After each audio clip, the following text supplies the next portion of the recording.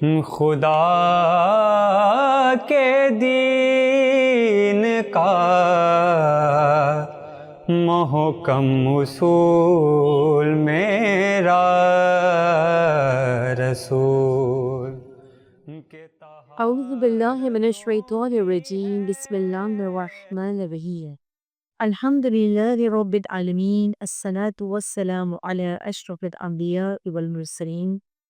سیدنا و نبینا و طبیب قلوبنا و شفیع ذنوبنا ابو القاسم محمد صلوات۔ السلام علیکم، میں قائم ٹی وی کینیڈا کی جانب سے وگود زہرا، میری اور میری پوری ٹیم کی جانب سے پروگرام محمد کا گھرانہ میں آپ سب کو سلام کرتی۔ آج پروگرام محمد کا گھرانہ میں جس ہستی کا تذکرہ ہے، جس ہستی کا ذکر ہے، جس ہستی کے ہم فضائل بیان کریں گے، تو اگر کہوں کہ جس گھرانے کا نبی بھی صادق ہو، تو اس گھرانے میں اس ہستی کا تذکرہ ہے کہ جس گھر کا امام بھی صادق ہے۔ صادق علیہ محمد چھٹے امام امام جعفر صادق علیہ السلام کا ذکر ہے کہ ایک صادق اس کائنات عالم میں آئے دین کو پھیلانے کے،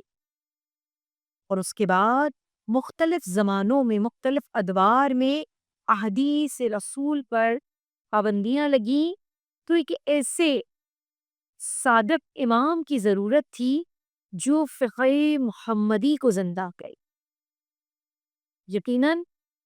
چھجہ امام صادق آل محمد نے فقہ محمدی کو زندہ کیا، اور کیسے زندہ کیا کہ آج فقہ جعفریہ مرہون منت ہے امام صادق کی۔ آج فقہ جعفریہ میں اور آپ جو ہماری پہچان ہے، جس سے پہچانے جاتے ہیں فقہ جعفریہ سے، تو اگر امام صادق اس فقہ کی آبیاری نہ کر کے فقہ کی تعلیم نہ دیتے تو آج فقہ جعفریہ نہ ہوتی۔ تو یہ احسان ہے شیعہ پر امام چھٹے امام صادق علیہ محمد امام جعفر صادق کا۔ تو آج ہم جس فقہ جعفریہ سے پہچانے جاتے ہیں، اگر کہوں کہ دراصل فقہ جعفری جو ہے وہی فقہ حمدی ہے، وہی فقہ علوی و فاطمی ہے، وہی فقہ حسنی و حسینی ہے۔ وہی فقہ جعفری فقہ باقری بھی ہے، اور فقہ سجادی بھی ہے، فقہ باقری بھی ہے، فقہ کاظمی بھی ہے، فقہ رضوی بھی ہے، فقہ تعوی و نحوی بھی ہے، فقہ عسکری بھی ہے، اور فقہ مہدوی بھی ہے۔ کیونکہ خود صادق آل محمد امام جعفر صادق علیہ السلام ارشاد فرماتے ہیں، امام صادق ہی کی حدیث ہے، بہت زیادہ احادیث امام سے ہم تک پہنچی ہیں، بہت زیادہ روایات، جیسے کہ میں نے ابھی بیان کیا کہ مختلف زمانوں میں احادیث پیغمبر پر پابندیاں لگ گئی تھیں، لیکن امام صادق نے ان کو زندہ کیا۔ تو امام صادق میں بیان کر رہی تھی کہ جو فقہ جعفریہ ہے وہی تمام معصومین کی فقہ ہے۔ کیوں؟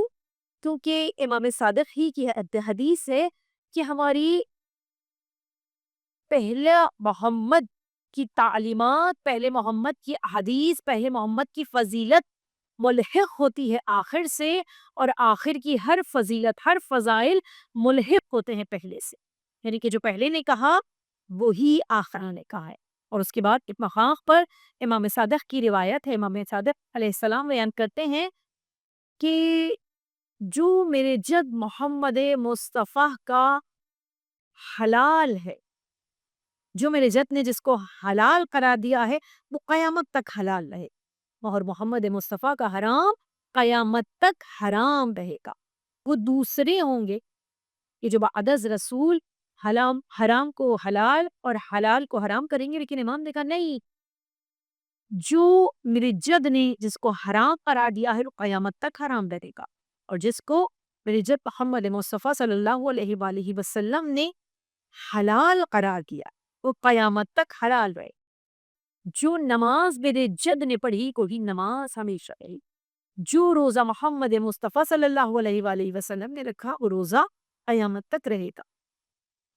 جو قرآن حبیب کبریا نے پڑھا وہی قرآن ہمیشہ رہے گا، کیونکہ خود قرآن کہہ رہا ہے کہ جو نبی دے اسے لے لے، جس سے منع کرے اس سے رک جاؤ، جو کہے اس پر اپنا سر تسلیم خم کر دو، جو کرے۔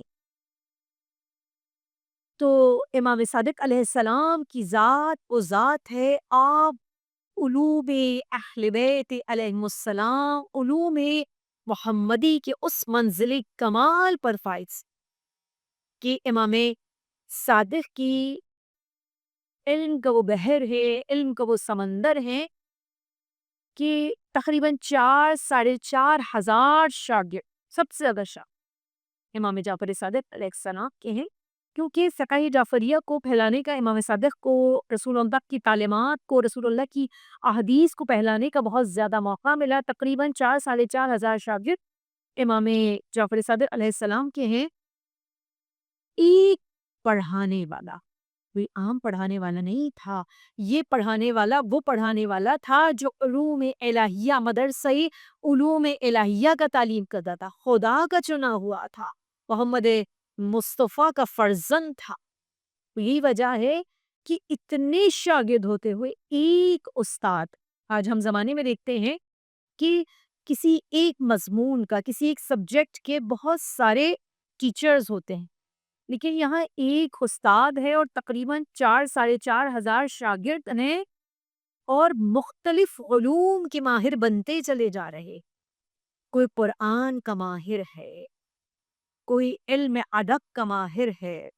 کوئی اخلاقیات کا ماہر ہے، کوئی تاریخ کا ماہر ہے۔ یعنی کہ امام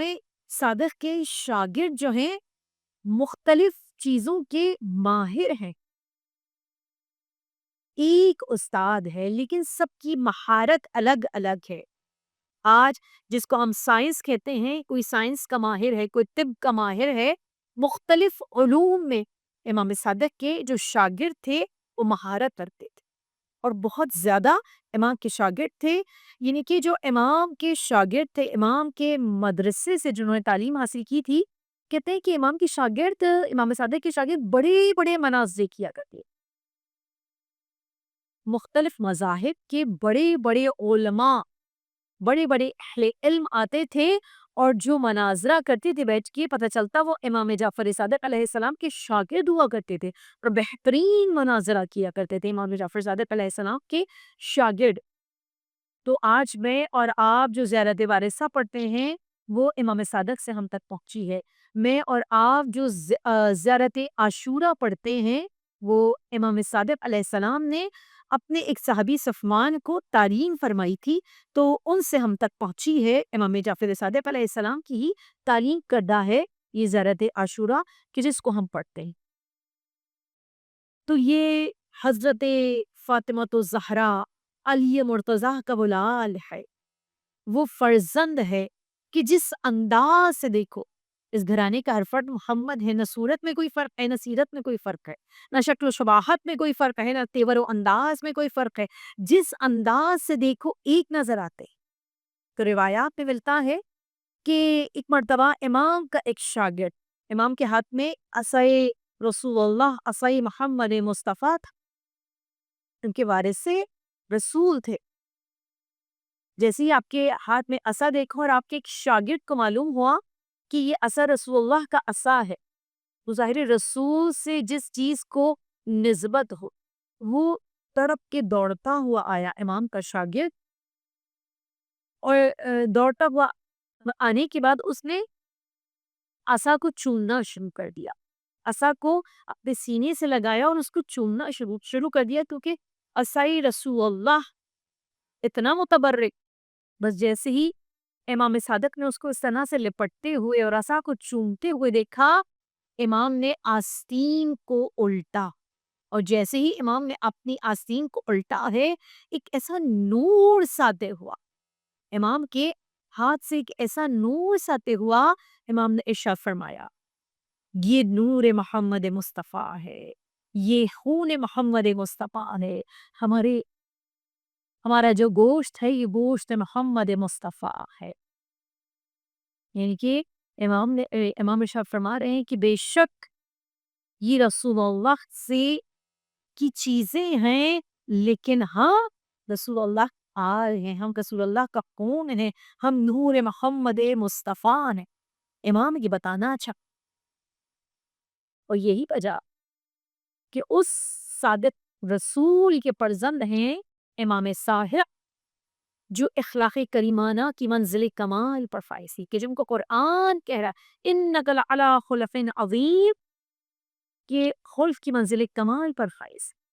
امام کے جو مختلف واقعات ہیں، امام کے اخلاق کے واقعات میں ملتا ہے، سیرت کے واقعات میں ملتا ہے امام صادق کی، کہ ایک مرتبہ امام نے اپنے کسی غلام کو کسی کام سے بھیجا،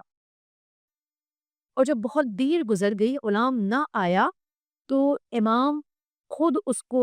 ڈھونڈنے کے لیے، خود اس کو تلاش کرنے کے لیے بیت الشرف سے اپنے گھر سے باہر نکلے ہیں. اور کہتے ہیں کہ امام نے جس کام سے اس کو بھیجا تھا، روانہ کیا تھا، جب امام پہنچے ہیں تو وہ ایک مقام پر سو رہا تھا، آرام کر رہا، بے خبر سو رہا تھا. شدت کی دھوپ تھی یا گرمی تھی یا تپش تھی. آپ امام کا اخلاق دیکھیے کہ امام اخلاق کی کس منزل کمال پر فائز ہیں، کہ کہتے ہیں کہ امام نے اس کو اٹھایا نہیں، امام نے اس کو کہا نہیں، کچھ کہا نہیں، بلکہ اس کی سرحانے بیٹھ کر اس کو کسی چیز سے، دھوپ تھی، پنکھا جھلنے لگے. اور جب کافی دیر کے بعد خود اس کی آنکھ کھلی، بیدار ہوا، تو پشیمان ہوا، شرمندہ ہوا. تو اخلاق کی اہل بیت اطہار، اخلاق کی اس منزل کمال پر فائز، اس منزل کمال پر فائز جس فرد کو دیکھو. روایت میں ملتا ہے، ایک بہت مختصر انداز میں بیان کروں، واقعہ طویل ہے، کہ امام کا ایک چمنے والا جب امام کے پاس آیا اور کہنے لگا کہ مولا میں حج کے لیے جا رہا ہوں، یہ 10,000 درہم ہے، آپ میرے لیے کوئی اپنی مرضی کا، اپنی پسند کا ایک گھر خرید دیجیے. اور جب وہ واپس پلٹا، امام نے اس کا ایک پرچے پر اس گھر کا حدود و اربا لکھ کر دیا، اور امام ارشاد فرماتے ہیں کہ میں نے تیرے لیے اپنی مرضی کا، اپنی پسند کا گھر خرید ہوا. دیکھیے یہ میں اور آپ دنیا میں کتنا بڑے سے بڑا گھر ہو، ہر ایک چاہتا ہے کہ بہترین سے بہترین ہو، لیکن امام نے کہا جب تو نے کہا نا مولا مجھے اپنی مرضی کا، اپنی پسند کا گھر خرید دیجیے، تو میں نے تیرے لیے جنت میں گھر خریدا، کہ جس گھر کی ایک دیوار رسول اللہ کی گھر کی دیوار سے ملی ہوئی ہے، اس گھر کی دوسری دیوار امام علی کے گھر کی دیوار سے ملی ہوئی ہے، اس گھر کی تیسری دیوار امام حسن مجتبی کے گھر کی دیوار سے ملی ہوئی ہے، اور چوتھی دیوار سید الشہداء ابا عبداللہ حسین ابن علی کے گھر کی دیوار سے ملی ہوئی ہے. ان کی امامت آ رہا ہے 4 معصومین کے جوار بھی تیرا گھر موجود، اور تحریر امام نے لکھ کر دے دی. اور جب چمنے والے کا انتقال ہوا، اس نے وصیت کی تھی کہ یہ تحریر میری کفن کے اندر رکھ دینا. اس کے بچوں نے رکھ دی. انتقال ہوا، جب دوسرے دن قبر پر گئے بچے، تو دیکھا کہ ایک تحریر قبر کے اوپر رکھی ہوئی ہے، اور اس کی پشت پر، یعنی کہ امام نے جعفر صادق نے جو کچھ تحریر کر کے دیا تھا، دوسری طرف لکھا ہوا ہے کہ